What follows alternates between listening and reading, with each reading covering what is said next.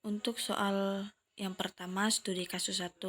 Kita gunakan langkah 1 yang pertama mencari biaya terkecil untuk setiap baris. Kemudian menggunakannya untuk mengurangi semua biaya yang ada pada garis yang sama. Dengan langkah ini maka diperoleh hasil sebelum nama Pak Ijo, kolom pertama bernilai 65, kolom kedua bernilai 50, kolom ketiga bernilai 60, kolom keempat bernilai 70. Pada baris kedua, nama Paijah, kolom pertama 55, kolom kedua 45, kolom ketiga 60, kolom keempat 55. Baris ketiga bernama Wanto, kolom pertama bernilai 50, kolom kedua bernilai 60, kolom ketiga bernilai 75, kolom keempat bernilai 70. Baris keempat bernama Wanti, pada kolom yang pertama 40, pada kolom kedua 55, kolom ketiga 65, dan kolom keempat 60.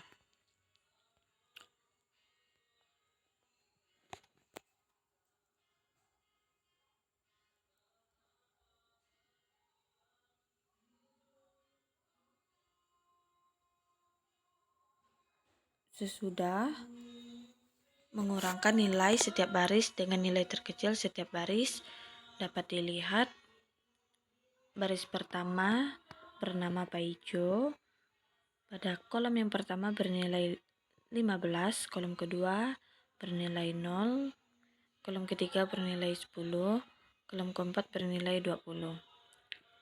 Pada baris kedua bernama Paijah, kolom pertama bernilai 10, kolom kedua bernilai 0, kolom ketiga bernilai 15, kolom keempat bernilai 10.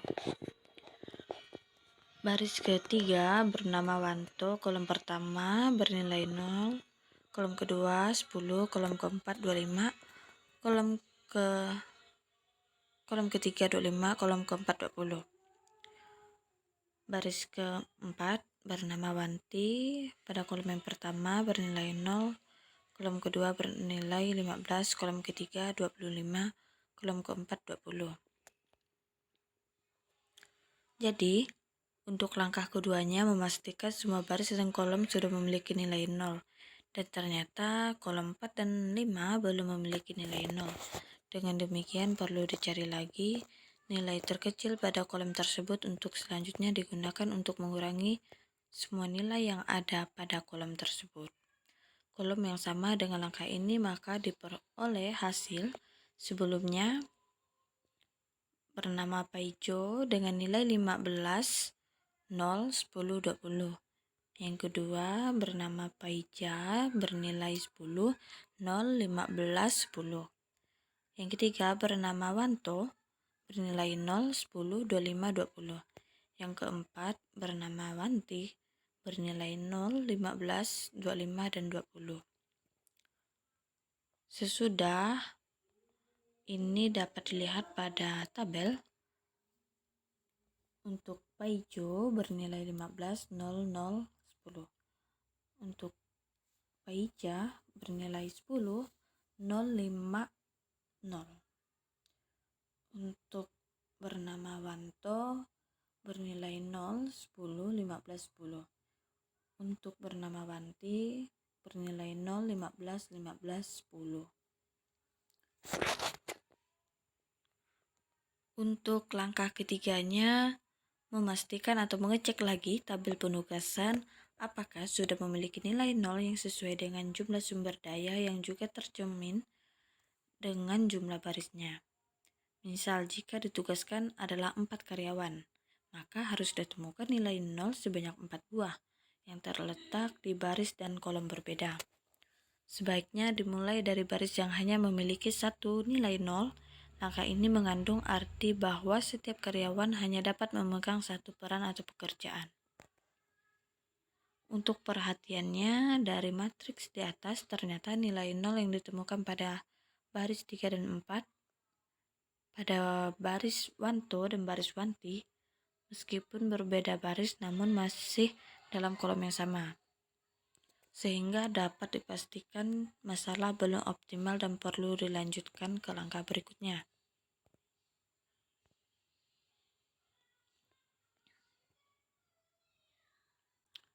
Untuk langkah keempat, karena belum optimal, maka langkah selanjutnya adalah menarik garis yang menghubungkan minimal 2 buah nilai 0, seperti diperlihatkan pada tabel di bawah ini. Dapat dilihat seperti berikut.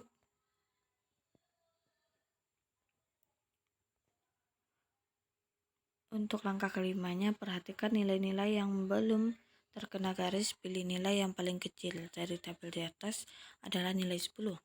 Kemudian nilai 10 tersebut dipergunakan untuk mengurangi nilai-nilai lain yang belum terkena garis dan gunakan untuk menambah nilai-nilai yang terkena garis ganda dengan langkah ini.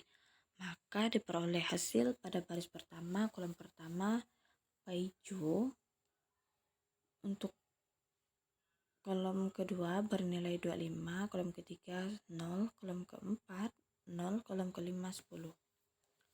Untuk kedua, paijah.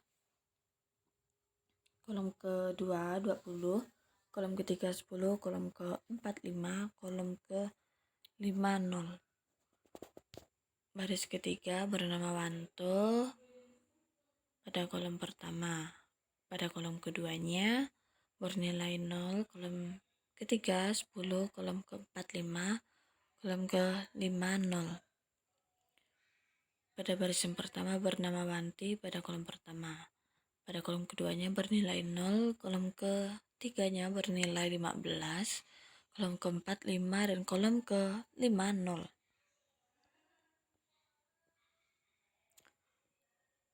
Langkah keenam, apakah sudah ditemukan nilai 0 sejumlah atau sebanyak sumber daya yang juga tercermin dengan jumlah barisnya, mulai dari baris yang hanya memiliki satu nilai 0 dan ternyata tabel penugasan di atas sudah berhasil ditemukan 4 buah nilai 0 sejumlah karyawan yang akan ditugaskan. Yang berada di baris dan kolom berbeda, artinya tabel penugasan di atas sudah optimal. Jadi kesimpulannya, Paijo dialokasikan pada tugas memotong 60. Paijah dialokasikan pada tugas memasak 45. Panto dialokasikan pada tugas adonan 50.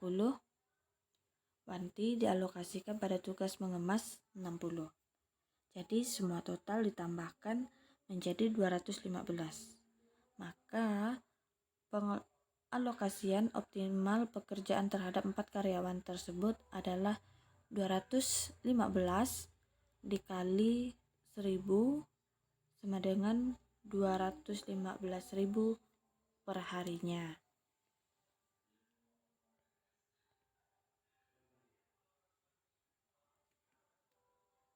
Soal yang kedua, studi kasus 2, penyelesaiannya, tujuan yang ingin dicapai dalam penugasan salesman di atas adalah diperolehnya keuntungan yang maksimal sehingga masalah ini tergolong dalam masalah maksimasi. Langkah pertama untuk menyelesaikan masalah ini dengan menggunakan metode Hungarian adalah menentukan nilai terbesar dari setiap baris dengan hasil sebagai berikut. Pada baris pertama bernilai 1100, baris kedua 1100, baris ketiga 1050, baris keempat 1150. Hal ini berarti bahwa nilai-nilai keuntungan pada baris pertama dikurangkan dari 1100, baris kedua dikurangkan dari 1100, baris ketiga dikurangkan 1050, dan baris keempat dikurangkan dari 1150. Hasil perhitungan langkah pertama ini dapat dilihat pada tabel 2 seperti berikut. Salesman pertama, lokasi pertama 100, lokasi kedua 200, lokasi ketiga 0, lokasi keempat 200. Salesman kedua, lokasi pertama 0, lokasi kedua 100, lokasi ketiga 150, lokasi keempat 150. Salesman ketiga, lokasi 1 0, lokasi 2 100, lokasi 3 150, lokasi 4 0. Salesman keempat, lokasi pertama 0, lokasi kedua 150, lokasi ketiga 200, lokasi keempat 150.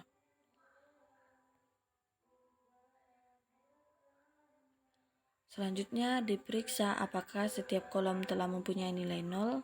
Ternyata pada tabel 2 terlihat bahwa kolom 2 belum mempunyai nilai 0. Sehingga perlu tentukan nilai terkecil dari kolom tersebut, yaitu 100.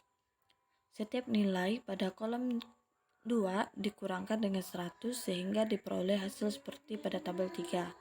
Dapat dilihat pada tabel Salesman yang pertama lokasi 100, lokasi kedua 100, lokasi 3 0, lokasi 4 200. Salesman kedua lokasi pertama 100, lokasi kedua 0, lokasi ketiga 150, lokasi keempat 150. Salesman ketiga lokasi 0, lokasi 1 0, lokasi kedua 0, lokasi ketiga 150, lokasi keempat 0. Salesman keempat lokasi pertama 0, lokasi kedua 50, lokasi ketiga 200, lokasi keempat 150. Sekarang lihat apakah ada 4 nilai 0 pada tabel 3, di mana keempat-empatnya berada pada baris dan kolom yang berbeda. Ternyata ada, sehingga tabel 3 dapat dinyatakan sebagai tabel yang optimal.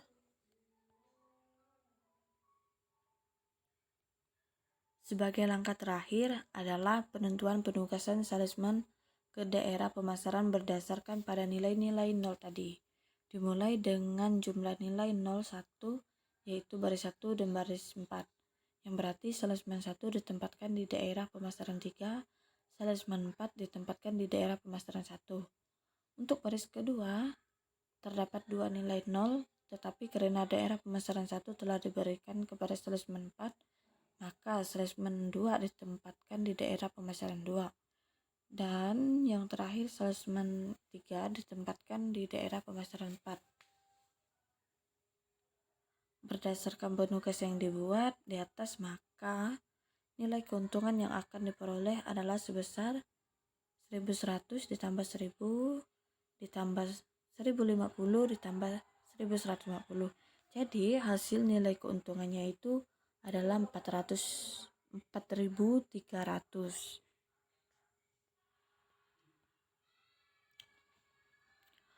Untuk tugas soal teorinya, soal yang pertama, apa itu peramalan?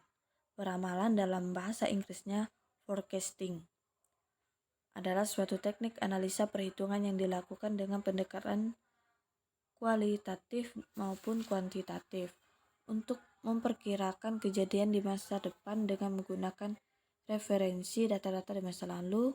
Peramalan bertujuan untuk memperkirakan prospek ekonomi dan kegiatan usaha serta pengaruh lingkungan terhadap prospek tersebut. Soal yang kedua, sebutkan dan jelaskan jenis-jenis peramalan. Jenis-jenis peramalan berdasarkan horizon waktu peramalan atau forecasting dapat dibagi menjadi 3 jenis, yaitu yang pertama peramalan jangka panjang, yaitu yang mencakup waktu lebih besar dari 18 bulan. Misalnya peramalan yang diperlukan dalam kaitannya dengan penanaman modal, perencanaan fasilitas, dan perencanaan untuk kegiatan lead bank. Yang kedua, peramalan jangka menengah, yaitu mencakup waktu antara 3 sampai 18 bulan. Misalnya peramalan untuk perencanaan penjualan, perencanaan produksi, dan perencanaan tenaga kerja tidak tetap. Yang ketiga, peramalan jangka pendek, yaitu mencakup jangka waktu kurang dari 3 bulan. Misalnya peramalan dalam hubungannya dengan perencanaan pembelian material, penjadwalan kerja, dan penugasan karyawan. Soal nomor 3, mengapa strategik peramalan sangat urgen atau penting bagi perusahaan? Pentingnya strategi terhadap peramalan yang baik adalah karena sangat penting dalam seluruh aspek bisnis.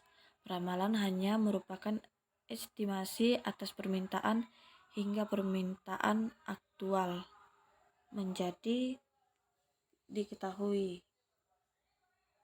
Peramalan permintaan oleh karenanya akan mendorong keputusan dalam banyak area. Soal yang keempat, jelaskan pendekatan peramalan yang digunakan. Terdapat dua jenis pendekatan dalam peramalan menurut Heiger dan Render 2011 dan 140 adalah antara lain dapat diuraikan sebagai berikut.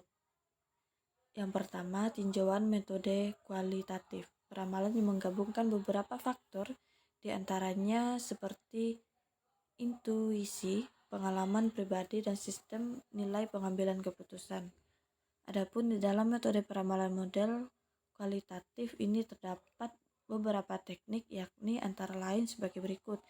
Yang pertama, keputusan dari pendapat juri eksekutif. Yang kedua, metode Delphi. Yang ketiga, gabungan dari tenaga penjualan. Yang keempat, survei pasar konsumen. Yang kelima, pendekatan NIFE. Yang kedua, tinjauan metode kuantitatif, peramalan yang menggunakan berbagai model matematis yang menggunakan data historis dan variabel klausual untuk meramalkan penjualan. Soal yang kelima, jelaskan 8 tahap dalam melakukan peramalan. Tahap-tahap dalam proses pembuatan peramalan. Yang pertama, pengumpulan data. Yang kedua, mengkaji ulang pengalaman sebelumnya. Studi literatur dan diskusi dapat membantu untuk memahami keberhasilan dan kegagalan dari pendekatan-pendekatan pada masa lalu. Yang ketiga, menganalisis pola data yang dimiliki tersebut. Yang keempat, pengamatan terhadap data. Yang kelima, memahami perilaku data tersebut.